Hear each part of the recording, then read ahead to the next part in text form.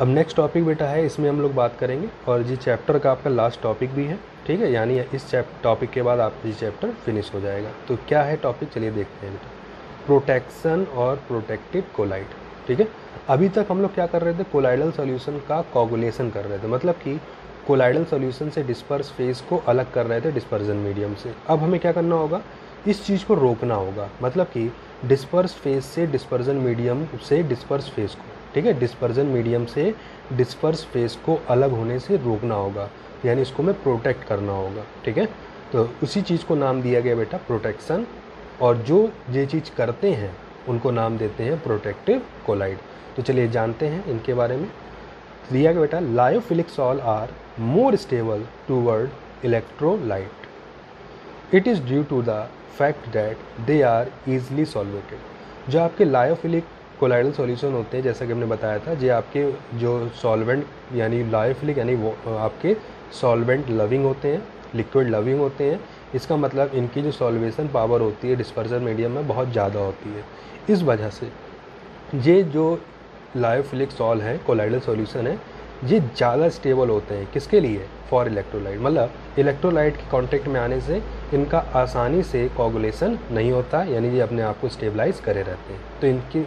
तो इससे क्या होता है, lyophilic sol form a layer on the colloidal particle and the ion of electrolyte cannot penetrate, so the coagulation does not take place.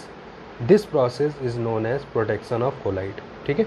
तो lyophilic जो sol होते हैं ये एक तरह की लेयर क्रिएट कर देते हैं, ठीक है, कोलाइडल पार्टिकल के लिए।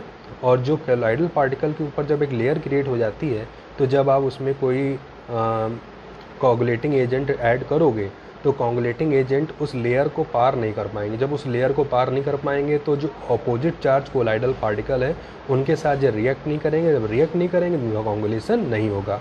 जब कोगुलेशन नहीं होगा तो प्रोटेक्ट होंगे किससे लिए, कोगुलेशन के लिए। तो इसी प्रोसेस को हम लोग नाम देते हैं बेटा प्रोटेक्शन ऑफ कोलाइड, ठीक है। तो ये तो थोड़ा सा डिटेल था। जो मेन डेफिनेशन है बेटा वो यहाँ से स्टार्ट हो रही, जो चीज़ ऊपर कही है उसी को हम in the form of discrimination अब समझेंगे। तो क्या है डेफिनेशन, चलिए देखते हैं। The property of lyophilic salt to prevent the coagulation of a lyophobic salt is known as protection. The lyophilic substance which is used is called as protective colloid, ठीक है। मतलब लायोफिलिक जो आपके कोलाइडल सॉल्यूशन होते हैं वो ज़्यादा stable होते हैं, तो ये प्रोटेक्ट करते हैं। किसको प्रोटेक्ट करते हैं, लायोफोबिक कोलाइडल सॉल्यूशन को, जो कि लेस स्टेबल होते हैं। और किस चीज़ से प्रोटेक्ट करते हैं, कोगुलेशन से प्रोटेक्ट करते हैं। किसी भी इलेक्ट्रोलाइट के यूज़ से उसके कोगुलेशन को क्या करते हैं, प्रोटेक्ट करते हैं। तो यहाँ पर लायोफिलिक सॉल ने किसको प्रोटेक्ट करा, लायोफोबिक सॉल को प्रोटेक्ट करा। इसलिए इस जो प्रोसेस हुआ उसे क्या नाम दिया गया, प्रोटेक्शन या प्रोटेक्शन ऑफ कोलाइड। और यहाँ पर जो लायोफिलिक सॉल हम लोग यूज़ कर रहे हैं वो क्या कहलाएगा, प्रोटेक्टिव कोलाइड कहलाएगा। तो वही डिफिनेशन है बेटा, देख लो। The property of lyophilic sol to prevent the coagulation of lyophobic salt is known as protection, ठीक है। तो लायोफिलिक की वो प्रॉपर्टी जिससे लायोफोबिक कोलाइडल सॉल्यूशन यानी सॉल के कोगुलेशन होने से रुक जाता है, यानी प्रोटेक्ट हो जाता है, ठीक है। तो इसी तरह का जो प्रोसेस होता है उसे नाम देने लगते हैं प्रोटेक्शन, ठीक।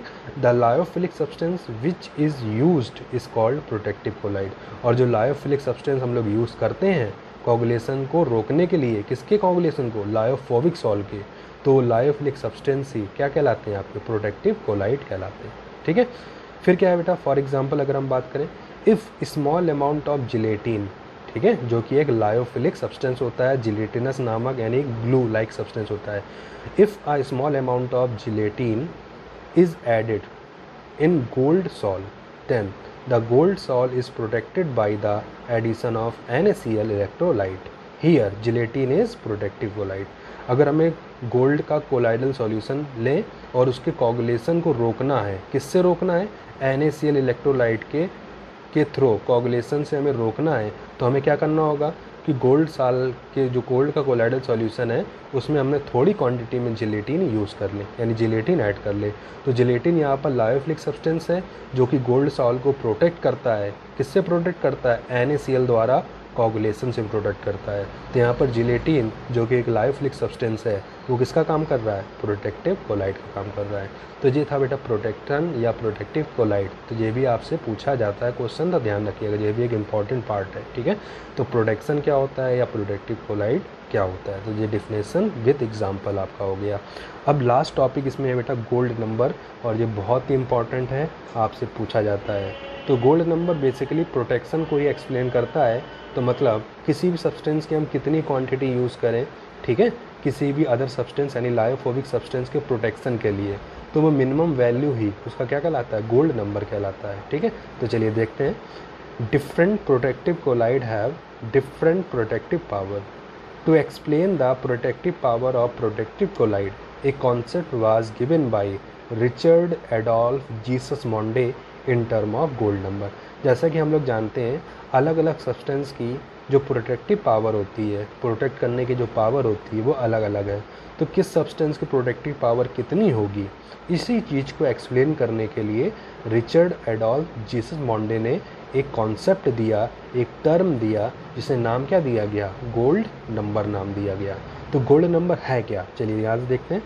According to him the number of in milligram of protective colloid which will just prevent the coagulation of 10 ml of gold salt on adding 1 ml 10% NaCl solution called as gold number।